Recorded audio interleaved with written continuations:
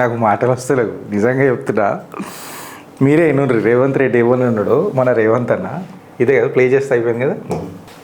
If they are reluctant to give visas, if they are reluctant to give admissions for Indians, all those institutes are going to come to India. I spoke to Harvard, I spoke to Stanford. I have initiated. Next month I am going to join in Harvard to learn something. I have invited them. London School of Economics also wanted to come. Purdue also wanted to come to Telangana. If Trump is not going to allow India. ఎందుకు seat కొట్టా తెలుసా అన్న రేవంత్ అన్న? ఆయన ఏమన్నాడు, Stanford, Harvard, Purdue, I'm also joining in something ఏంది అంటే రేవంత్ అన్న ఒక చిన్న పాట అంకితం చేస్తా. లైఫ్లో ఫుల్ షుగర్ ఉన్నోడు స్వీటు షాపులో కూసున్నట్టు అన్నీ ఉంటాయి మీకు చుట్టూ, ఏది కాదు నీది ఒట్టు. మీ స్టోరీలో హీరోగా బతికేస్తుంటావు నువ్వు మావా బ్రో, జరా టైరో మావా బ్రో. షో కొట్టేసిపోతారు. జిందగీలో ఆడో ఈడో ఇంకొకడెవడో ఆడిస్తుంటాడు బ్రో, అందులో నీతోనే ఒక ఐటమ్ సాంగును పాడిస్తుంటాడు బ్రో. మా రేవంత్ అన్న మాటలు అంతే అంతే అంతే అంతే అంతే మామా బ్రో. తెలంగాణ రైజింగ్ 2047 రేవంత్ అన్న నేతృత్వం చిత్తేసిండు, చిత్తే పడుతుంది. అంటే పత్తే పడుతుంది. అదేమంటారు, చిత్తు పడద్దు పత్తు పడద్దు, అట్లా మధ్యలో కసక్కన పడుతుంది. భూమంతా మాయమైపోయి ఇసుక అయిపోతుంది, ఇట్లా కసక్కన దిగుతుంది. మన రేవంత్ అన్న మాట్లాడితే ఎట్లుంటుంది తెలుసా? పచ్చిగా చెప్పాలన్నా, ఆ హిమాలయాలకి మంచులు తీసుకొచ్చి ఎవరికి అమ్ముతాడు తెలుసా? రాజస్థాన్ అడవులలో ఎడార్ల ఇసుకల మీద కూసుంటాడు, వాళ్ళకి అమ్ముతాడు. ఇంత మంచుగా చల్లగా ఉంటుంది, ఎప్పటికుంటుంది అని చెప్పి హిమాలయన్ మంచుని తీసుకొచ్చి ఎవరికి అమ్ముతాడు? రాజస్థాన్ ఎడార్లలో అమ్ముతాడు, సహారా డెజర్ట్లో అమ్ముతాడు పోయి. మళ్ళీ అట్లనే ఉన్నది పంచాయతీ రేవంత్ అన్నది. నేను ఎందుకంటున్నానంటే, ఒకసారి రేవంత్ అన్న ఫారిన్ అడ్వెంచర్స్ గురించి జర మనం మాట్లాడుకుందాం.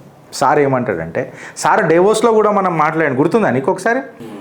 దట్ న్యూక్లియర్ ఫిషన్ ఇట్లా న్యూక్లియర్ ఫిషన్ అని చెప్పి మాట్లాడాడు మరి రేవంత్ అన్న. నేను అవన్నీ జర గుర్తు తెచ్చుకొని ఒకసారి మాట్లాడుతున్నాను. ఏందని అంటే రేవంత్ అన్న, పర్డ్యూ యూనివర్సిటీ వచ్చేస్తుంది, they are coming, and if Trump is not giving visas it's okay.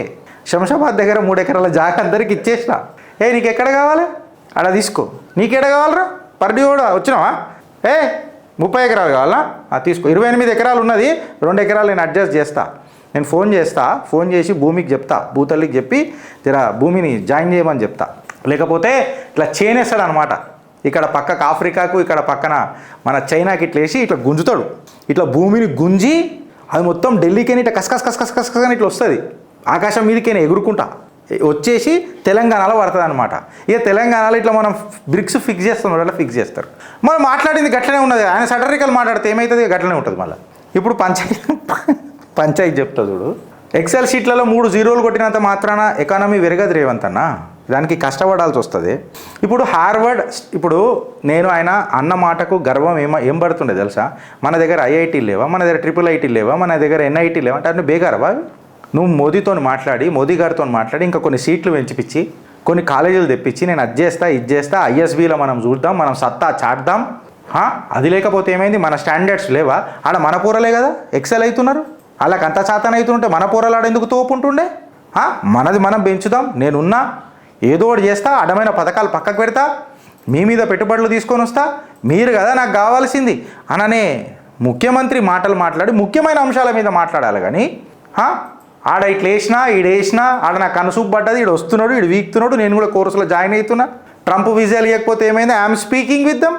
ఇక మిమ్మల్ని చూసి వస్తే మంచిగానే ఉండి. ఇక పర్డ్యూలు, హార్వర్డ్లు, స్టాన్ఫోర్డ్లు, ఈ జెట్లాగ్ ఎకనామిక్స్ మాట్లాడు బంద్ చేయి రేవంత్ అన్న ప్లీజ్. మీ టైం లైన్ జర అర్థం చేసుకోండి. ఎందుకనంటే ఆగస్ట్ 2024లోనే కదా Uday, if I'm not wrong, నాకు తెలిసి సౌత్ కొరియా పోయి 42,000 కోట్ల పెట్టుబడులు అని చెప్పిండు, కమిట్మెంట్లు తీసుకొని వచ్చిండు. మళ్ళీ జాన్ 2025లో సింగపూర్ వాయ్, డావోస్ వాయ్, దుబాయ్ వాయ్, వరల్డ్ ఎకనామిక్ ఫారంలో ఫోటోలు వాయ్, రైజింగ్ తెలంగాణ 2047 అని చెప్పి మళ్ళీ నిన్నాక మొన్న గోద్రేజ్ అమెజాన్తో ఫోటోలు దిగిండు. అవి ఇంకా వరకు మనతో డెలివరీ కాలేదు. లాస్ట్కి ఏమైంది అని అంటే ఒక ప్రెస్ రిలీజ్ అయింది, ఒక గ్రూప్ ఫోటో అయింది, ఓ పెద్ద $1 ట్రిలియన్ ఎకానమీ కథ అయింది, కేవలం కథ అయింది.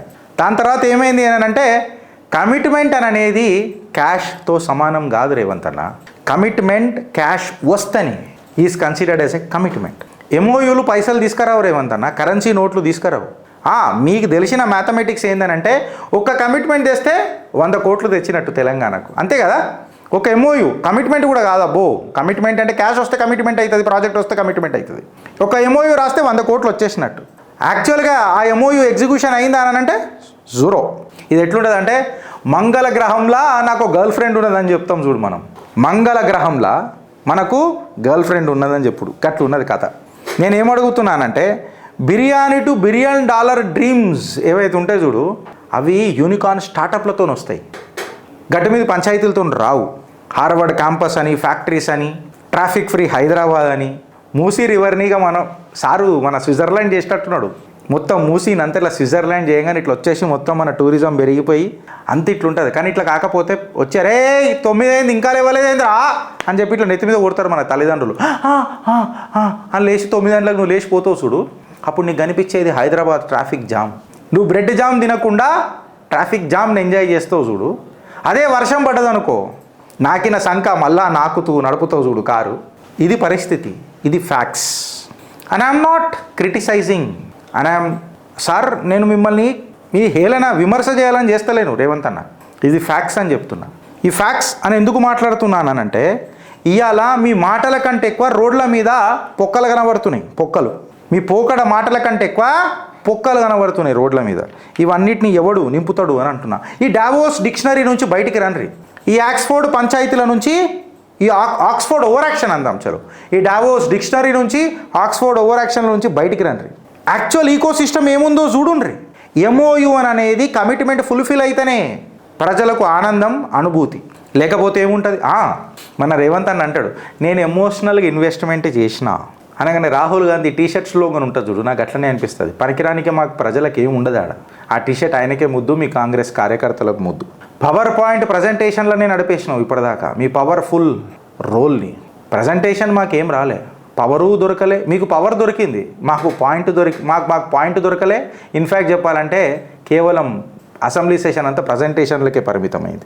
And your dream of rising Telangana 2047, 2025 ఇంత భయంకరంగా ఉంటే 2047 డ్రీమ్ చేయడానికి కూడా మాకు భయం అవుతున్నది. బికాస్ చెప్పినా కదా, ఈ జెట్ లాగ్ ఎకనామిక్స్తో నడవదు. When I say jet lag economics, home minister ఎవరబ్బా రాష్ట్రానికి? రేవంత్ రెడ్డి గారే కదా. రేవంత్ రెడ్డి గారికి ఇగో ఈ ట్వీట్ అంకితం చేస్తున్నారు. ఏందనంటే హైదరాబాద్ పోలీస్కి ట్వీట్ కొడుతురట, వాళ్ళు సిటిజన్లనే బ్లాక్ చేస్తురట. నాకు తెలిసి పోలీసు వాళ్ళు అట్లా చేయరు, తీసిపడారు వాళ్ళు అట్లనే పెడుతుంటారు అని చెప్పినట్టున్నారు. ఇది మంచిది కాదు. ఇట్లాంటి వ్యవస్థ మీరు పెట్టుకొని మీరు డావోస్ నుంచి స్టాన్ఫోర్డ్, హార్వర్డ్ తీసుకొని వస్తానంటే ఆ స్టాండర్డ్కి మీ కుర్చీ, మీ రెస్పాన్సిబిలిటీ, మీ అకౌంటబిలిటీ ఆ స్టాండర్డ్కి ఉందా? ఈ ట్వీటే ప్రత్యక్ష నిదర్శనం. రేవంత్ అన్న, ఈ ప్రశ్న మీకే. ఆలోచిస్తారా లేక మమ్మల్ని ఇంకా అనుభవించేటట్టు నడిపిస్తారా? భారత్ మాతాకి జై.